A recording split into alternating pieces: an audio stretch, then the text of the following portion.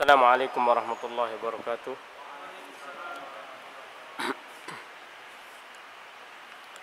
Innal hamdalillah nahmaduhu wa nasta'inuhu wa nastaghfiruh wa na'udzu billahi min shururi anfusina wa min sayyiati a'malina. Man yahdihillahu fala mudilla lahu wa man yudlilhu fala hadiya lahu. Asyhadu an la ilaha illallah wa asyhadu anna Muhammadan 'abduhu wa rasuluh. Ya ayyuhalladzina amanu taqullaha haqqa tuqatih ولا تموتن إلا وأنتم مسلمون يا أيها الناس اتقوا ربكم الذي خلقكم من نفس واحدة وخلق منها زوجها وبث منهما رجالا كثيرا ونساء واتقوا الله الذي تساءلون به والأرحام إن الله كان عليكم رقيبا يا أيها الذين آمنوا اتقوا الله وقولوا قولا سديدا يصلح لكم أعمالكم ويغفر لكم ذنوبكم ومن يطع الله ورسوله فقد فاز فوزا عظيما أما بعد رب اشرح لي صدري ويسر لي أمري واحلل عقدة من لساني يفقهوا قولي. Sidang salat maghrib yang dimuliakan oleh Allah Subhanahu wa taala. Alhamdulillah pada malam hari ini kembali kita bisa bertemu di tempat yang mulia ini, di masjid Allah, di rumah Allah, untuk kita mengkaji ayat-ayat Allah Subhanahu wa taala. Semoga kita termasuk golongan orang-orang yang membaca dan mempelajari Al-Qur'an sehingga kita diberikan rahmat oleh Allah Subhanahu wa taala, kemudian dinaungi oleh para malaikat Allah Subhanahu wa taala, kemudian kita mendapatkan ketentraman dan ketenangan. Hadirin yang dimuliakan oleh Allah Subhanahu wa taala, pada malam hari ini kita mulai dari ayat yang ke-77 dari surat Ali Imran. Ayat sebelumnya sudah kita kaji, berbicara tentang kaitannya tentang amanah. Menjaga amanah, menjadi orang yang amanah, jujur. Allah Subhanahu wa taala dalam ayat sebelumnya menggambarkan tentang orang-orang Yahudi. Sebagian dari mereka ada yang amanah, sebagian dari mereka ada yang khianat. Dan yang menyebabkan mereka berlaku khianat karena mereka menganggap bahwasanya selain mereka itu adalah orang-orang yang tidak apa-apa untuk ditipu. Jadi mereka memiliki keyakinan bahwasanya menipu atau mengkhianati kelompok atau suku atau bangsa lain itu tidak mendapatkan dosa. Ini adalah sikap rasis dari orang-orang Yahudi.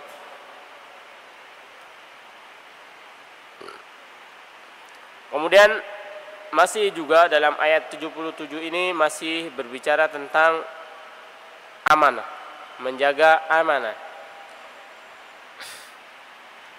Di sini Allah Subhanahu wa taala menjelaskan tentang balasan orang-orang yang ingkar janji, menukar janji.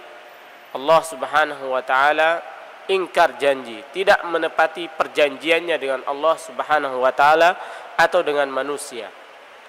Allah Subhanahu wa taala berfirman, "Innal ladzina yashtaruna bi ahdillahi wa bi aymanihim Innal ladzina yashtaruna bi ahdillahi wa aymanihim samanan qalila ulaika la khalaqa lahum fil akhirati wa la yukallimuhumullahu wa la yanzuru ilaihim yawmal qiyamati wa la yuzakkihim wa lahum 'adzabun alim." Sesungguhnya orang-orang yang Yastarun itu artinya, pada arti sebenarnya itu artinya membeli. Tapi di sini menukar, karena membeli itu menukar. Kita punya uang, kita tukar dengan barang. Jadi innal ladzina yashtaruna bi ahdillah. Sesungguhnya orang-orang yang menukar janji Allah Subhanahu wa taala. Yang pertama. Kemudian wa aymanihim, sumpah mereka, samanan qalila, dengan harga yang murah, ulaika la khalaqa lahum fil akhirah. Mereka itu orang-orang yang tidak akan mendapatkan bagian pahala, rahmat pada hari kiamat, pada hari akhirat. Kemudian wala yukallimuhumullah, Allah Subhanahu wa taala tidak berbicara dengan mereka. Wala yanzuru ilaihim, Allah juga tidak melihat kepada mereka pada hari kiamat. Wala yuzakkihim, mereka tidak akan disucikan dari dosa. Walahum adzabun alim, dan inilah balasan bagi mereka azab yang pedih.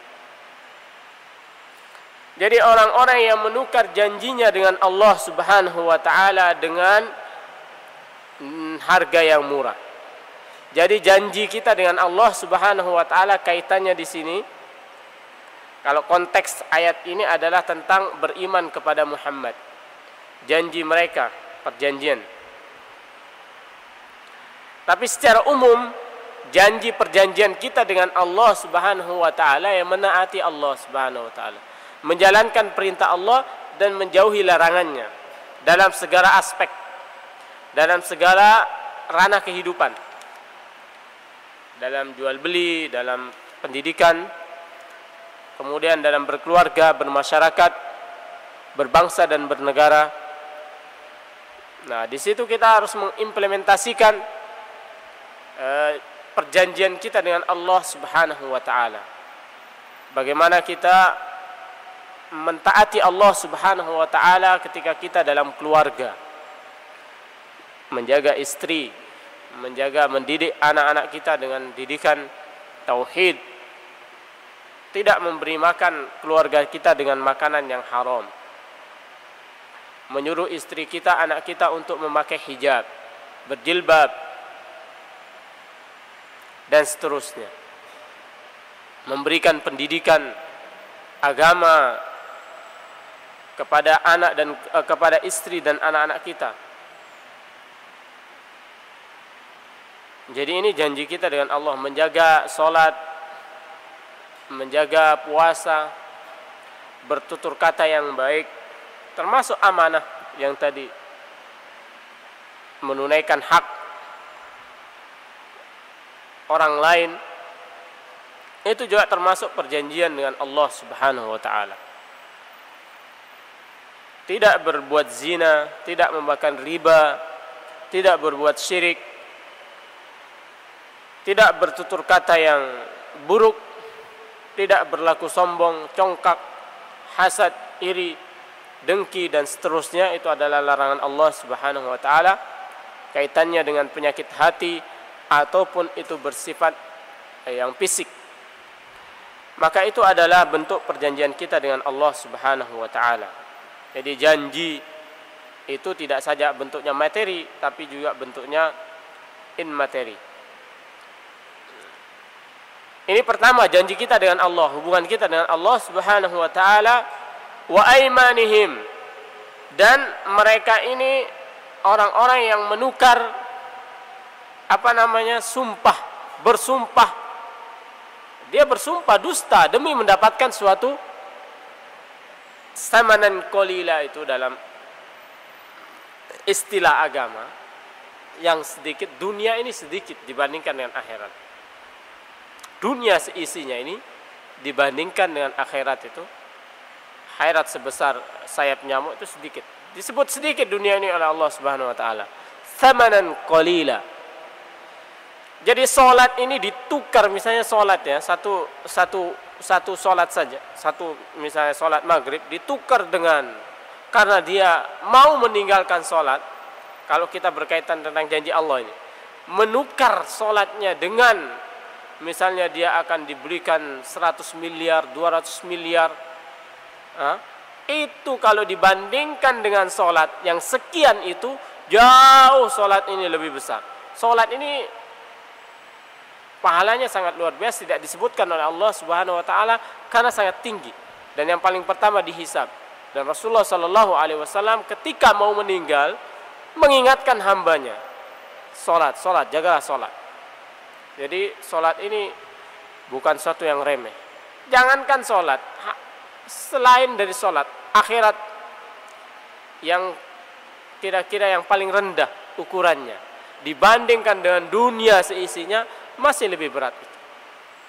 Jadi menukar itu, seseorang rela menukar itu karena iman yang terlalu lemah. Jadi kenapa sesuatu atau akhirat, pahala, perbuatan nilai perbuatan akhirat itu sangat tergantung kepada iman.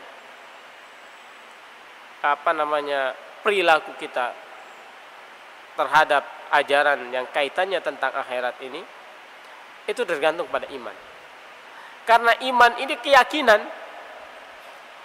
Ketika seseorang sudah meyakini bahwasanya keyakinannya kepada sesuatu yang gaib itu seperti sesuatu yang nyata, nah disitulah letak kekuatan iman. Kenapa kita belum bisa berpacu dalam melaksanakan sholat, misalnya sholat berjamaah dengan sekian pahalanya? Karena iman kita itu masih belum sampai kepada keyakinan bahwasanya sesuatu yang gaib itu, pahala itu seperti nyata. Para sahabat itu meyakini itu yang gaib itu nyata. Itu derajat keimanannya. Padahal gaib tapi mereka sangat meyakini. Jadi sampai derajat bahwasanya mereka melihat itu sesuatu yang nyata. Lain halnya, kenapa orang berbondong-bondong ketika ditaruh sekarang 100.000 siapa yang sholat subuh 100.000, semua datang karena dia lihat itu, keyakinannya itu sesuatu itu nyata di depan matanya, makanya dia berbondong-bondong. Maka ketika iman itu sampai derajat meyakini sesuatu yang gaib itu seperti nyata, seolah-olah nyata, nah disitulah letak dari disitulah orang akan segera menunaikan kewajiban yang berkaitan tentang amal akhirat. Jadi aiman, perjanjian dengan Allah Subhanahu wa taala. Kemudian perjanjian aiman, sumpah. Kaitannya tentang sumpah, membawa nama Allah.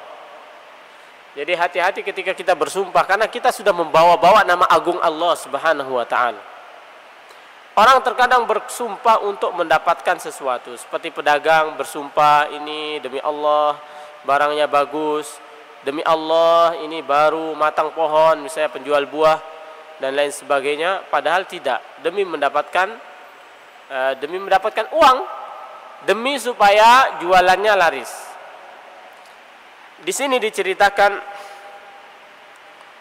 ada seorang sahabat Rasulullah sallallahu alaihi wasallam. Ini ayat ini turun berkaitan tentang sahabat Rasulullah sallallahu alaihi wasallam yang bernama Ash'ash. Jadi Ash'ash, Al-Ash'ash ini ada masalah dengan orang Yahudi. Dia Ash'ash ini mengatakan ingin mengambil hartanya dari si Yahudi ini. Dia mungkin ada bisnis apa, kemudian Yahudi ini menolak, enggak, ini bukan hartamu, ini hartaku. Nah, akhirnya diangkatlah permasalahan ini kepada Rasulullah sallallahu alaihi wasallam. Bagi dalam konsep Islam, dalam konsep fikih itu alal mudda'i al-bayyinah alal mudda'i. Jadi orang yang menuduh, mengklaim harus memberikan bukti. Misalnya saya mengklaim bahwasanya air ini punya saya. Si hakimnya bilang, mana buktimu? Dalilmu mana? Si Ash'ash ini diminta dalil. Dalilmu mana Ash'ash? Bahwasanya apa yang ada di Yahudi ini milikmu. Ash'ash gak bisa. Gak ada dalilnya. Si Yahudi disuruh bersumpah. Ila Rasulullah sallallahu alaihi wasallam. Faqaddamtuhu ila Rasulullah sallallahu alaihi wasallam. Faqala li. Kemudian Rasulullah mengatakan kepada Ash'ash, alaka bayyinah, apakah anda ada dalil, ada bukti wahai Ash'ash? Alaka qultu la, saya tidak punya dalil, tidak ada bukti bagi saya. Faqala lil yahud, Rasulullah mengatakan kepada Yahud bersumpah. Jadi al bayyinah 'alal mudda'i wal yaminu ala man ankar. Jadi orang yang mengklaim itu harus mendatangkan bukti, dan orang yang angkar, menolak klaim itu, maka dia harus bersumpah. Ketika ini tidak bisa mendatangkan bukti, kemudian ini, maka harta ini bagi yang bersumpah. Itu nilai sumpah, karena sudah membawa nama Allah Subhanahu wa ta'ala. Maka hati-hati bersumpah. Jangan gara-gara hilang sedikit, misalnya, karena kita membawa nama Allah ini, mengikut sertakan nama Allah. Kita melibatkan Allah Subhanahu wa ta'ala, nama agung Allah, demi uang 100.000 misalnya. Uangnya hilang, dia minta sumpah kepada orang. Misalnya, sumpah, saya sumpah kamu. Jadi jangan sampai, diusahakan supaya jangan melibatkan, karena melibatkan Allah dengan harga uang 100.000 misalnya terlalu sedikit. Jadi al-yamin ala man angkar. Ketika orang menuduh, maka mana dalilnya? Ketika dia itu mengingkari, oh enggak, ini bukan punyamu, maka dia harus bersumpah. Ketika dia bersumpah kemudian ini enggak bisa mendatangkan dalil, maka itu miliknya. Itu kembali kepada imannya. Nah, ketika orang yang beriman kuat, enggak berani dia bersumpah, karena ini bukan miliknya, karena dia tahu ini dia membawa nama agung Allah Subhanahu wa ta'ala, nama Allah. Karena ada balasannya bagi orang yang bersumpah dusta. Dia bisa saja dia berdusta ya, karena hakim itu memutuskan sesuai dengan apa yang dia dengar, apa yang dia lihat dan bukti yang ada. Dia tidak tahu yang gaib, yang namanya hakim. Maka ketika dia bersumpah, ya dia putuskan untuk yang bersumpah. Tapi ada ancamannya bagi yang bersumpah. Allah Subhanahu wa ta'ala, Rasulullah sallallahu alaihi wasallam bersabda, man halafa ala yaminin wa huwa fiha fajir. Barang siapa yang bersumpah dusta, liyaqtata'a biha malam ri'in muslim, untuk mendapatkan harta seorang muslim, saudara muslimnya, dia bersumpah, berani bersumpah dusta ya, bukan punyanya dia, tapi dia bersumpah supaya dia mendapatkan barang atau harta yang ada di saudaranya, dia berani bersumpah. Apa balasannya? Laki Allahu azza wa jal wa huwa alaihi ghadban. Nanti dia bertemu dengan Allah Subhanahu wa ta'ala dan Allah sangat marah kepadanya. Dalam hadis yang lain kaitannya tentang sumpah ini, salasatun la yukallimuhumullah wa la yanzuru ilaihim yaumal qiyamah wa la yuzakkihim wa lahum azabun alim. Ada 3 kelompok manusia yang Allah Subhanahu wa ta'ala tidak berbicara, mengajaknya berbicara dengan rahmat ya. Kemudian wala yanzuru ilaihim, tidak melihat kepadanya pada hari kiamat, wala yuzakkihim, dan tidak dibersihkan dari dosanya, walahum adzabun alim, dan mereka mendapatkan azab yang pedih. Qultu ya Rasulullah, sahabat ini bertanya Abu Dzar, manhum, siapa mereka? Kata Abu Dzar, manhum khabu wa khasiru, orang yang rugi ini siapa wahai Rasulullah sallallahu alaihi wasallam? Wa a'adahu Rasulullah sallallahu alaihi wasallam salasa marrat. Kemudian Rasulullah mengulang ini. Qala al-musbil, orang yang musbil. Musbil itu celananya menutup mata kaki. Tapi nanti ada pembahasan ya. Al-musbil. Dalam hadis yang lain itu musbil dan dia sombong. Nah, ini ada apa namanya? Ada ilahnya. Musbil sombong. Khuyala. Jadi dia menjulurkan menjulurkan kain celananya itu sampai menutup mata kaki. Khuyala, sombong. Tujuannya untuk menyombongkan diri.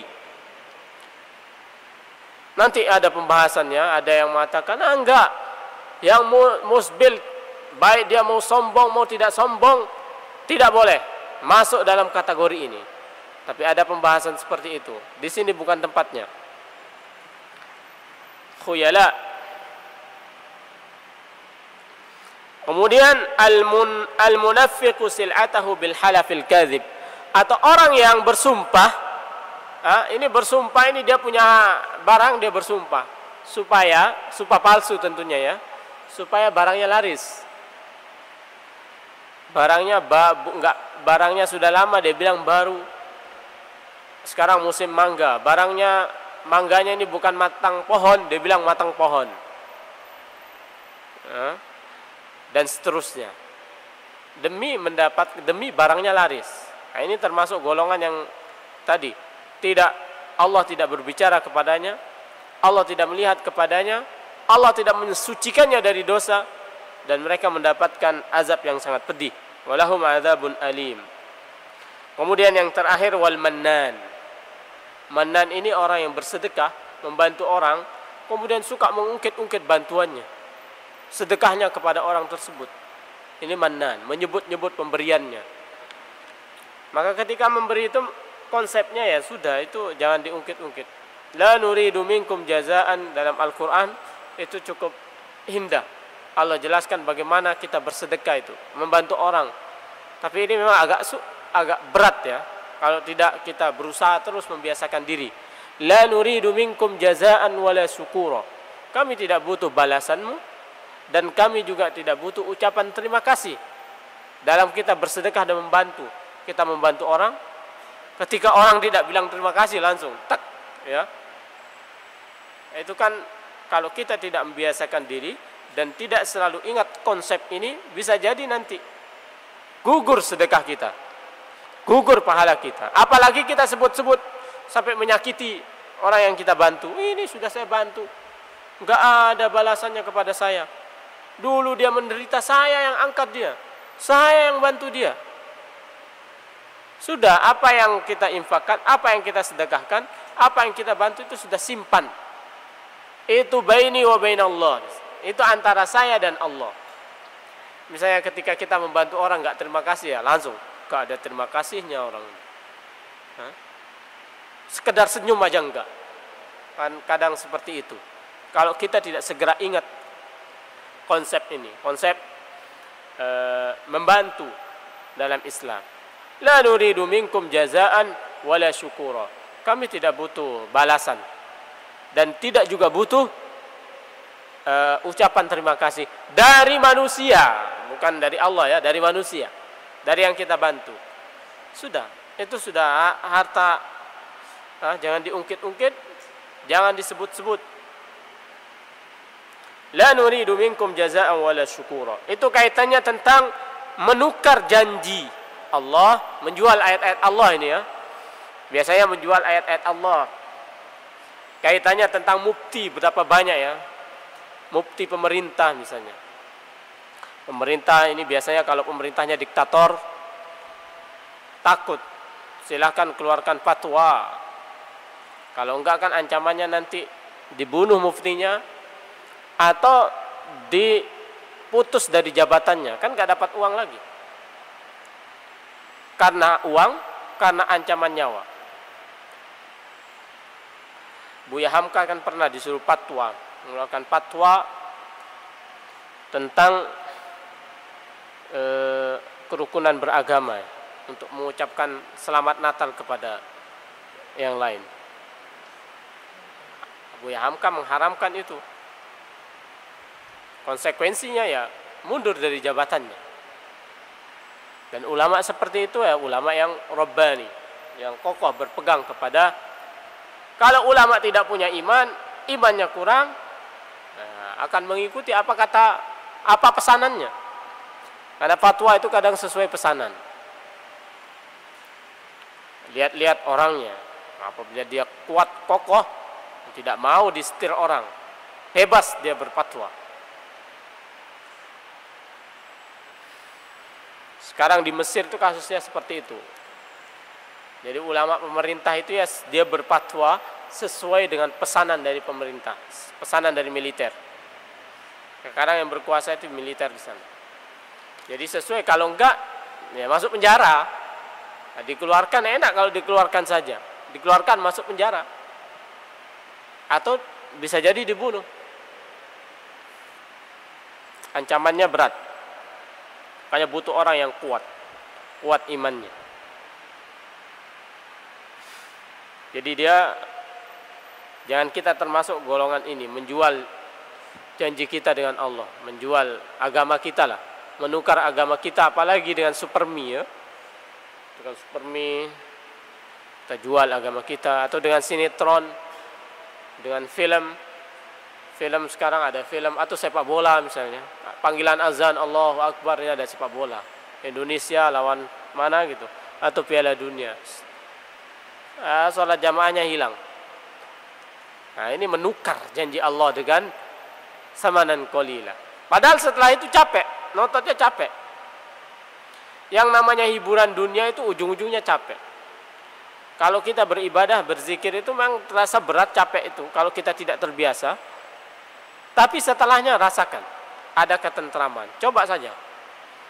Jadi kita nonton pelawak siapa, Mr. Bean, ketawa-ketawa, tapi setelah itu capek. Tapi kita sholat tarawih misalnya, qiyamul lail di sini, capek. Tapi setelah itu assalamualaikum, kita duduk di sini, setelah salam itu ada rasa ketentraman. Dan untuk mendapatkan kelezatan dalam beribadah itu butuh proses lama, butuh usaha lama.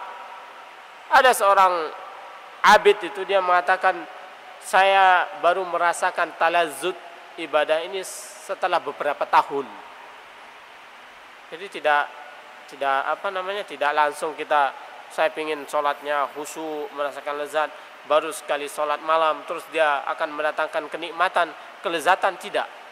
Butuh proses. Ketika seseorang sudah mendapatkan kelezatan, sulit dia akan meninggalkan. Prosesnya lama, butuh usaha. Kemudian itu sifat dari orang-orang ahlu kitab ya, innal ladzina yashtaruna bi ahdillahi wa aymanihim, menjual ayat-ayat Allah demi demi dunia yang sedikit ini. Kemudian ayat berikutnya, wa inna minhum la fariqan yalwuna alsinatahum bil kitab. Ini ayat berbicara tentang perilaku ahlu kitab, al-Yahud wan Nasara. Terutama Yahudi ini paling paling banyak melakukan kerusakan. Yang merusak Nasara juga Yahudi, ya.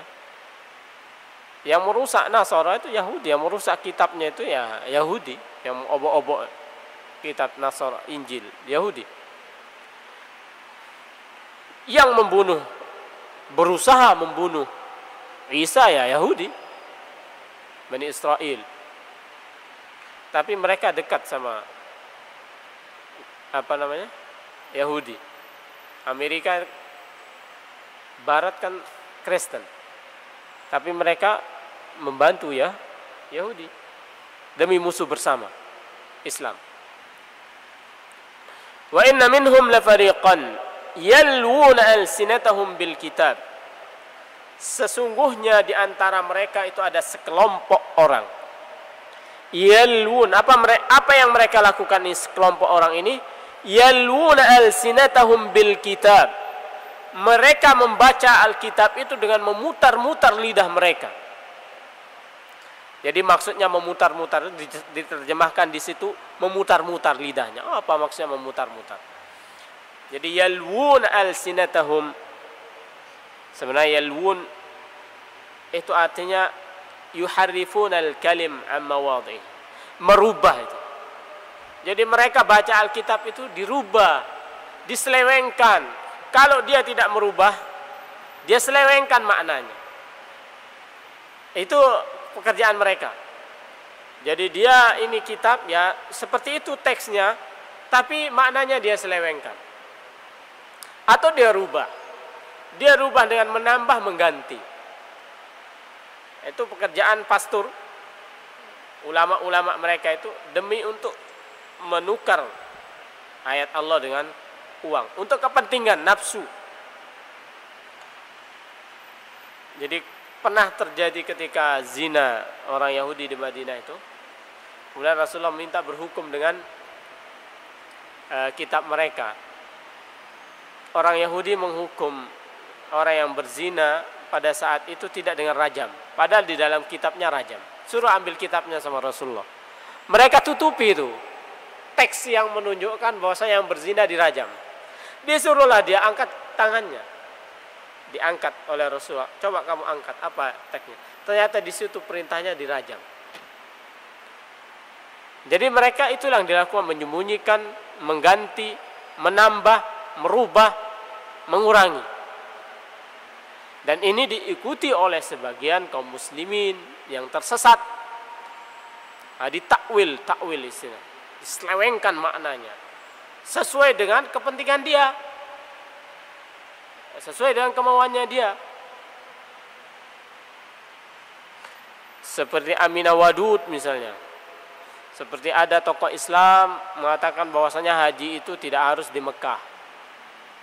Tidak harus di bulan haji. Aminah Wadud itu seorang perempuan boleh mengimami jamaah laki-laki. Atau orang-orang yang mengatakan bahwasanya hukum potong tangan itu sudah tidak berlaku lagi sekarang. Itu untuk Jazirah Arab itu. Potong tangan itu maksudnya memberikan hukum jera. Ketika hukum jera itu bisa diganti dengan penjara, ya ini potong tangan nggak usah dipakai. Atau misalnya tentang hijab ini ya, pakai jilbab, boleh seorang muslimah wajib hukumnya pakai jilbab. Oh enggak, itu adat istiadat orang Arab. Karena waktu itu orang Arab ada banyak debu, supaya enggak kena debu, padang pasir, maka dia pakai hijab, pakai jilbab. Kita di sini enggak. Hatta Waris misalnya, tokoh Islam di Indonesia ini juga yang berfatwa bahwasanya laki-laki sama perempuan sama bagiannya dengan laki-laki.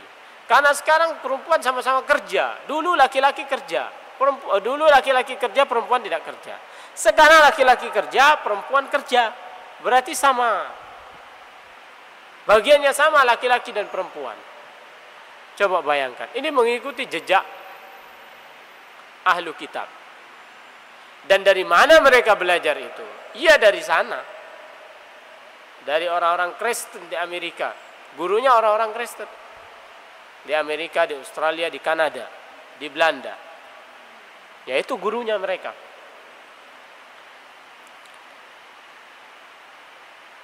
Makanya dikatakan itu lau dakhalu juhra dabbin. Jadi la tattabi'anna sunana man kana qablakum. Hadis Rasulullah sallallahu alaihi wasallam.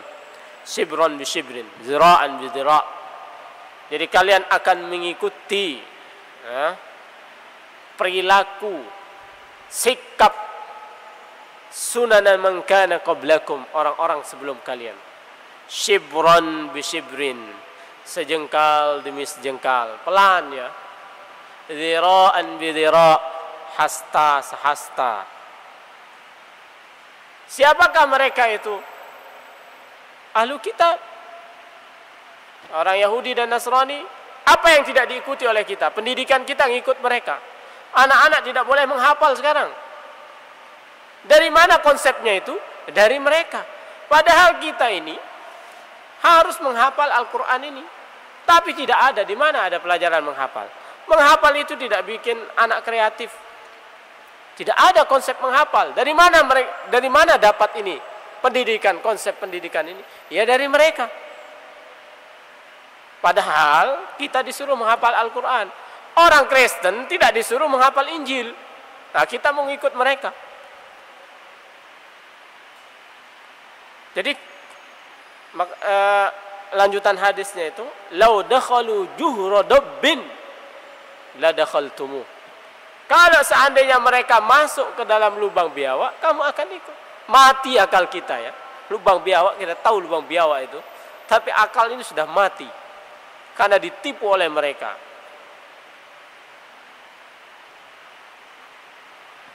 Nah, ini kerjaan orang-orang ahlu kitab, sebagian dari mereka mengotak-atik kitabnya, diwariskan kepada kaum muslimin. Mereka tidak capek-capek mengotak-atik Al-Quran. Jadi yang mengotak-atik Al-Quran ini adalah orang-orang yang berbicara dengan bahasa kita, mengatakan Islam. Mereka yang mengotak-atik ini. menyelewengkan maknanya, mengganti. Kalau mengganti teksnya nggak berani. Sekarang itu maknanya yang diselewengkan. Kalau teksnya nggak berani, sudah dihafal, mau rubah apa, anak kecil tahu. Maknanya yang diselewengkan. Hadis juga begitu, maknanya yang diselewengkan. Apa tujuannya? Litahsabuhu minal kitab. Supaya kalian kaum muslimin menyangka itu dari Alkitab, yang diselewengkan itu dikira kita, supaya kita menyangka itu dari Alkitab. Juga begitu, ini pekerjaan murid-muridnya ini, pengekor-pengekornya yang berasal dari kaum kita, melakukan itu supaya ini orang-orang kaum muslimin yang awam ini menyangka itu, oh benar itu dari Al-Quran ternyata. Ada dalilnya, ada ayatnya, ada hadisnya. Wa ma huwa minal kitab. Tidaklah itu berasal dari Al-Quran, bukan itu maksud Al-Quran. Tapi tertipu orang-orang awam. Wa yakuluna huwa min indillah. Ajibnya itu, mereka sudah berbohong. Dan mereka mengatakan ini berasal dari Allah Subhanahu wa ta'ala. Ini firman Allah. Wa ma huwa min indillah. Itu tidak berasal dari Allah. Wa yaquluna 'ala Allahil kadzib. Mereka berdusta. Dusta itu dosanya besar. Berdusta sesama kita, dosanya besar. Termasuk ayat tanda-tanda kemunafikan. Apalagi berdusta sama Allah. Berdusta kepada Nabi itu ancamannya neraka. Falyatabawwa maq'adahu minan nar. Apalagi berdusta kepada Allah Subhanahu wa ta'ala. Ini pekerjaan mereka. Jadi saudara-saudara kita yang telah tertipu oleh mereka ini, belajar di mereka, menimba ilmu di mereka, dan melakukan hal seperti ini, penyelewengan, penyimpangan, pentakwilan, kemudian mengatakan itu berasal dari Allah, dia telah berdusta kepada Allah Subhanahu wa ta'ala. Wahum ya'lamun, mereka mengetahui. Kalau kaum-kaum kita ini ya tujuannya biar mendapatkan kucuran dana dari mereka. Dapat beasiswa, dapat dana, dapat uang, bisa bangun apa, bisa mengadakan program macam-macam, atau diangkat namanya, dikasih jabatan, atau ketika dia menulis mudah diupload, mudah diterima oleh majalah-majalah yang dibiayai oleh musuh-musuh Islam. Dikasih halaman 3 halaman tulisan mereka. Jadi mereka tahu. Kalau tanya mereka tahu. Wahum ya'lamun. Jadi mereka sudah berdusta mengatasnamakan Allah, berdustanya kepada Allah, dan mereka tahu bahwasanya diri mereka telah berdusta. Hadirin yang dimuliakan oleh Allah Subhanahu wa ta'ala. Jadi kita sampai kepada ayat yang ke-78 dari surat Ali Imran. Insyaallah pada permulaan berikutnya kita masuk kepada ayat yang ke-79. Ayat ini berbicara tentang bahwasanya rasul-rasul semua para nabi Allah Subhanahu wa ta'ala tidak ada yang mengajak untuk berbuat syirik, menyembah kepada selain Allah Subhanahu wa ta'ala. Semuanya menyuruh dari Adam sampai Muhammad mengajak kepada menyembah hanya kepada Allah Subhanahu wa ta'ala. Kemudian kita disuruh menjadi Rabbaniyin. Rabbaniyin itu memiliki karakter belajar, mengajarkan Alkitab dan terus belajar. Jadi mengajarkan dan belajar Alkitab. Di sini dia pakai fi'il mudhari'. Fi'il mudhari' itu menunjukkan ini sesuatu yang terus. Jadi seorang Rabbani itu kalau Ibnu Abbas menjelaskan itu artinya orang yang alim, faqih, alim, faqih. Jadi dia itu terus belajar, mengajar dan terus belajar. Supaya kita termasuk Rabbani, mari kita belajar. Belajar Alkitab, Al-Quranul Karim. Insyaallah ini kita bahas pada pertemuan berikutnya. Subhanakallahumma wa bihamdika asyhadu an la ilaha illa anta astaghfiruka wa atubu ilaika. Assalamualaikum warahmatullahi wabarakatuh.